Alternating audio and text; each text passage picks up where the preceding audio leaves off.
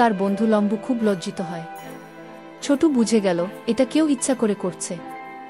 এটা তার পুরনো বন্ধু ডঙ্কি ছাড়া আর কেউ হতে পারে না। সে গোপনে অনুসন্ধান শুরু করল।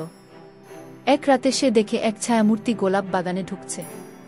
ছায়ার পেছনে ছুটে গিয়ে সে দেখে, এই তো তার পুরনো বন্ধু শয়তান ডঙ্কি, এখন এক আস্ত ভিলেন। ডঙ্কি হেসে বলে, তুই তো সবসময় হিরো, এবার আমি হব ভিলেন। তোর সময় শেষ। ছোটু এবার আর গায়ের জোরে নয়, বুদ্ধির খেলায় নামে। সে ডঙ্কির বাহিনীর ছোট ছেলেদের বলে, ডঙ্কি তো তোমাদের চকোলেট দিয়ে ভুল পথে চালাচ্ছে। আমি তোমাদের স্কুলে ভর্তি করাতে পারি, খেলনা দিতে পারি, আর একটা করে আইসক্রিম ফ্রি। ছেলেরা বলে, ভাই তুই দারুণ। সবার মুখে স্লোগান ওঠে, ডঙ্কি হটাও, শহর বাঁচাও, এবং শহরের দেওয়ালে দেওয়ালে লিখে দেয়। শেষে ডঙ্কি হেরে যায়।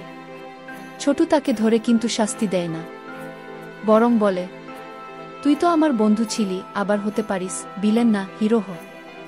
চলো আবার সব একসাথে করি, আমার আবার ভালো বন্ধু হই।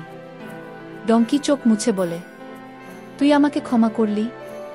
আমি তো গাধা। ছোটু হেসে বলে, তুই গাধা ঠিকই, কিন্তু আমাদের গাধা।